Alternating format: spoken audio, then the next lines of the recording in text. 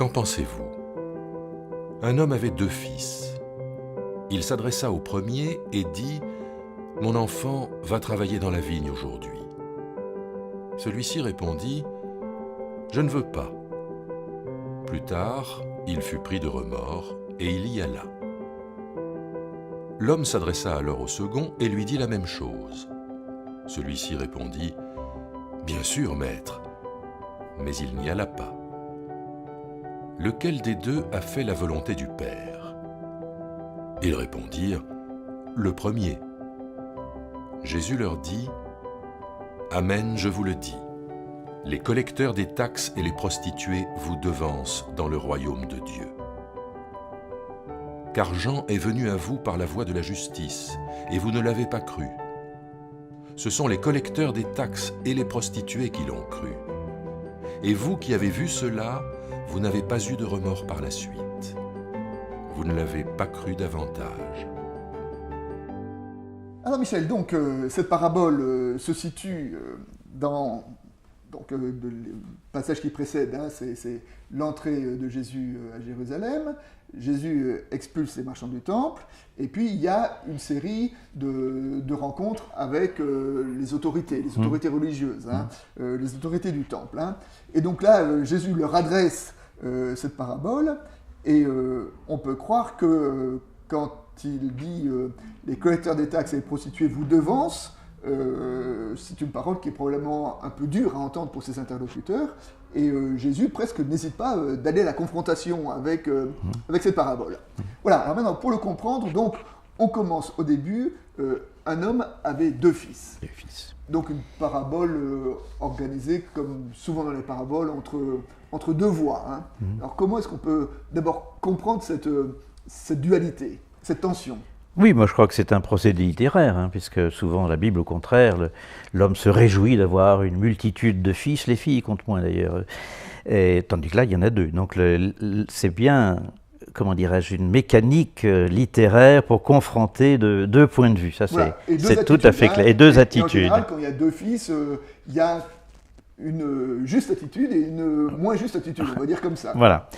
On peut se demander d'ailleurs, il s'adressa au premier, alors est-ce que c'est le premier-né, autrement dit l'aîné, avec tous les privilèges que ça représente, ou bien est-ce que c'est le premier qui lui tombe sous la main?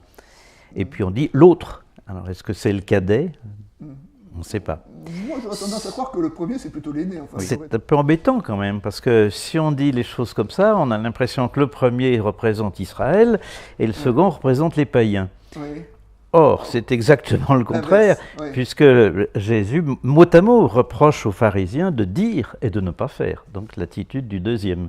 Donc il y aurait déjà dès l'ordre de cette parabole quelque chose qui serait une sorte d'inversion dans les... Peut-être, oui. Dans les rôles, dans les représentations. Ou alors il faut comprendre les choses de façon plus large, c'est-à-dire il y a 2 attitudes religieuses, une qui consiste à dire Amen comme le deuxième enfant, et puis à ne rien faire. Oui, c'est enfant d'ailleurs dans le texte grec, hein, c'est pas fils. Ah oui. Donc 2 attitudes religieuses, dire Amen, oui, c'est très bien, mais ne rien faire, ou au contraire dire non, et puis faire quand même. D'accord. Alors, venons-en donc à cette opposition. Donc, le premier dit « je ne veux pas » et il y va. Et le second dit « oui ». Oui, Seigneur. Hein. Oui, maître. Hein, maître, ça. curier, maître, hein. oui. C'est-à-dire que dans la parole, il est bien dans la reconnaissance. Oui, bien sûr, je le ferai. Et puis finalement... Le texte grec est intéressant d'ailleurs, parce que littéralement, c'est « moi, Seigneur ». Oui. Autrement dit, comme s'il se portait volontaire. Mais il ne fait rien du tout. Donc, alors, ok, il ne fait rien du tout. Donc, une première interprétation de cette parabole joue sur dire et faire. Le dire et le faire, oui, je crois que c'est très clair. Oui. Et ça, il faut quand même tout de suite dire que ça, c'est quand même un message important dans l'Évangile. Et important dans l'Évangile, c'est ce qui est important, c'est pas tant ce qu'on dit que ce qu'on fait. Exactement, oui, puis ça apparaît dans la parabole du jugement dernier, finalement. C'est pas ceux qui ont eu une vie religieuse exemplaire, qui ont fait des grandes déclarations spirituelles, mais ceux qui ont effectivement exercé très concrètement la solidarité. Voilà. Et moi, j'en ai aussi une autre belle illustration, c'est en conclusion du Sermon sur la montagne. Dans le Sermon sur la montagne, Matthieu 5, 6, 7, où Matthieu résume l'enseignement en termes de comportement avec les autres, de comportement religieux de Jésus. Et ça se termine avec la parabole des deux maisons. Il y a encore deux maisons, la maison sur le roc et la maison sur le sable. Et quelle est la parabole entre les deux maisons? Celui qui a bâti la maison sur le roc, c'est celui qui a entendu la parole et qui l'a mise en pratique. Et celui qui a bâti sa maison sur le sable, c'est celui qui a entendu et qui n'a pas mis en pratique. C'est-à-dire que la différence entre les deux maisons, les deux ont entendu. Mais il y a celui qui met en pratique et celui qui ne met pas en pratique. Et d'une certaine façon, c'est cette même différence qu'on retrouve ici entre les deux fils. Il y a, au-delà de ce qui est dit, il y a celui qui fait et celui qui ne fait pas. Et ce qui est reconnu ici dans l'Évangile, c'est pas tant ce qu'on dit, mais ce qu'on fait. Puis là, ce qu'il y a d'intéressant aussi, c'est que le premier dit non, mais il revient à de meilleurs sentiments, c'est métanoïa, c'est vraiment le terme de la conversion, ça apparaît d'ailleurs dans la suite du texte avec Jean. Oui. Vous avez écouté Jean, mais vous ne vous êtes pas convertis. Là, je crois qu'il y a aussi une dimension intéressante. Alors Michel, je voudrais qu'on revienne sur ce verset, parce que j'ai évoqué tout à l'heure la pointe, le côté agressif qu'il pouvait avoir par rapport aux religieux. C'est quand il est dit « Amen, je vous le dis, les collecteurs des taxes et les prostituées vous devancent dans le royaume de Dieu. » Alors, qui sont ces collecteurs des taxes et ces prostituées? Alors d'abord, socialement, à qui est-ce que ça correspond, ces deux catégories de personnes? Oui. Puis c'est intéressant que c'est au présent, c'est pas vous devanceront dans la vie future, c'est dès maintenant, ça se passe dès maintenant. Alors les publicains, les collecteurs d'impôts, on pourrait dire que c'est à la fois des escrocs, des ripoux, et puis en même temps des collabos. Des collaborateurs, oui. Et alors j'aime bien, chez Luc, qui a toujours le don de mettre les choses dans du papier de soie, Zachée était collecteur d'impôts et il était riche. Sous-entendu, il volait encore plus que les autres. Donc c'est vraiment les exclus, les mal vus de la société, les réprouvés. C'est réprouvé, enfin les prostituées évidemment, qui apparemment, comment dirais-je, semblent refuser l'alliance, mais qui en fait ont la capacité de se convertir, puisqu'il s'est dit d'ailleurs explicitement dans la suite du texte. Ils ont écouté Jean-Baptiste et eux, ils se sont convertis.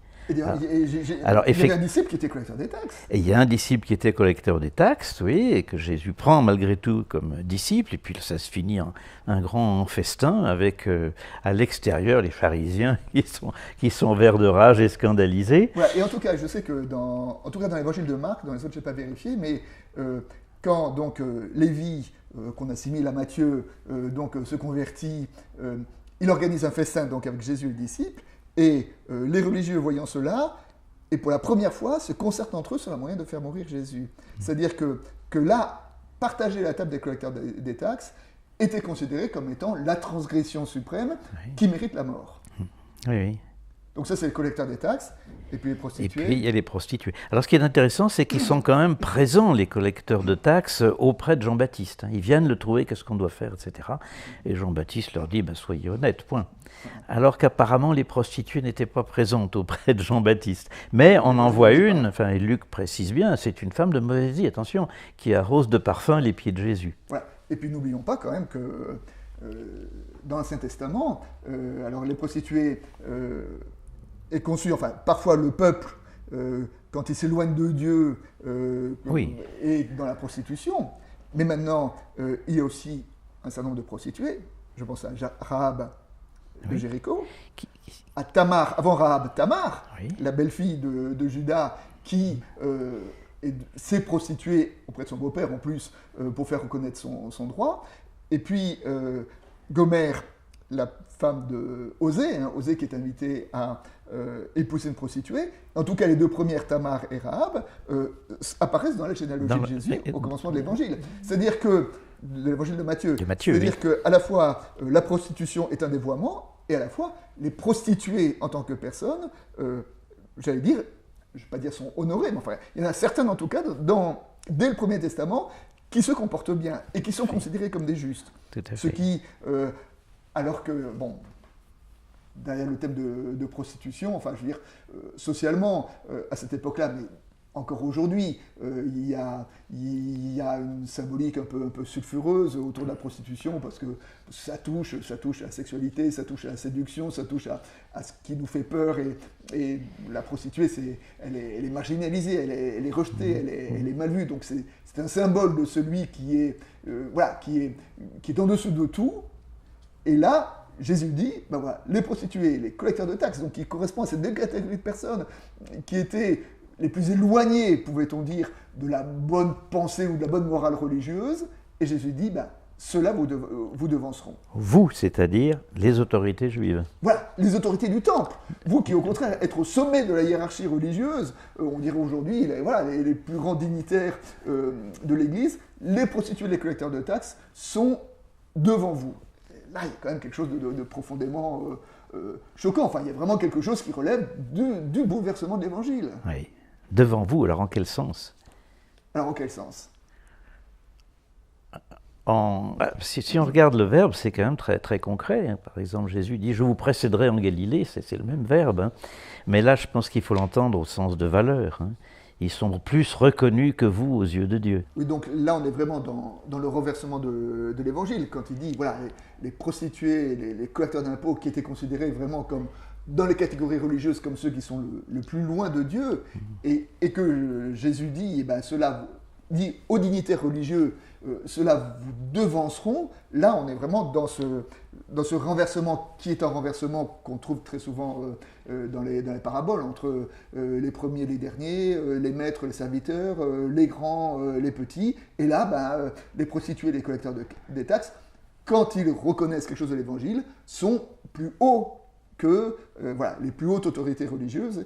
Et on comprend que là, il y a quelque chose qui soit quelque peu piquante, voire agressive, par rapport justement à ces dignitaires religieux.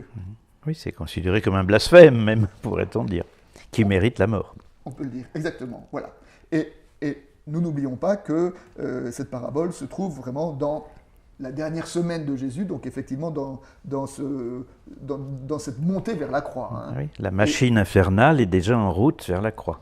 Voilà. Et Jésus, à la fin, il dit « Pourquoi est-ce que les prostituées et les collecteurs de taxes vous devanceront ?» Il dit « Car Jean est venu à vous par la voie de la justice, et vous ne l'avez pas cru. » Alors, qu'est-ce que la référence à Jean vient faire à ce moment-là, à ce moment précis de l'Évangile ? Ben, c'est celui qui annonce quand même la venue de Jésus.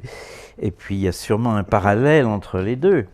Hein, par exemple, dans le texte que vous venez de lire, il est venu sur la voie de la justice. Et ce terme de juste, c'est quelque chose qui revient sans arrêt dans l'évangile de Matthieu en particulier. Hein, je pense par exemple à cette scène de la Passion où la femme de Pilate vient lui dire « Ne fais pas de mal à ce juste hein, ». Donc je crois que c'est peut-être une façon aussi de parler de lui-même.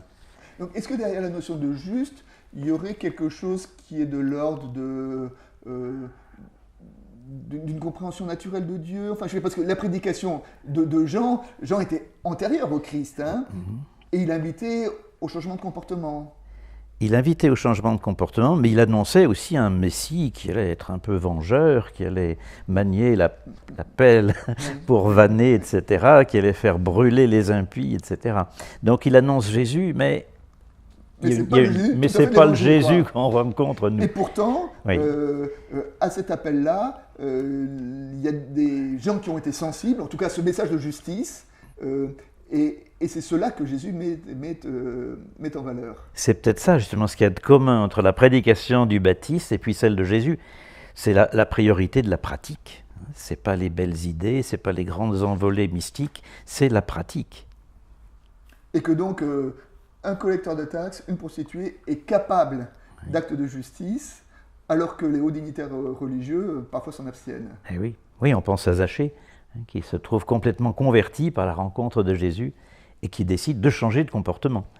Voilà. Alors maintenant, pour conclure et pour finir, aujourd'hui, comment est-ce qu'on peut actualiser ou interpréter cette parabole pour nous, Église aujourd'hui? Qu'est-ce qu'elle nous dit?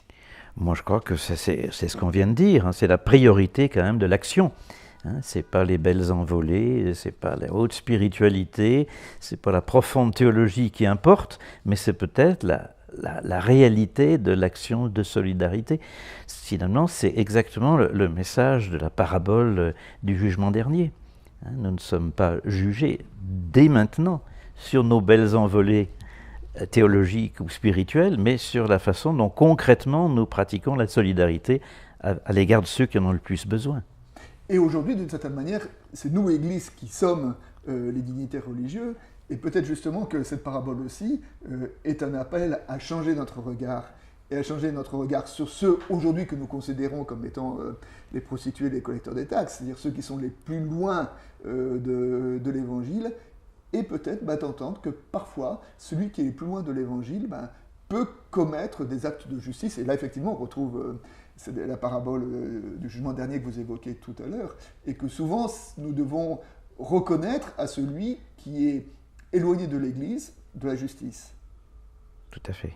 Et cette parabole et cette parole-là s'adresse aux religieux qui sont en dialogue avec Jésus, mais je crois qu'elle s'adresse aussi à nous, Église, aujourd'hui.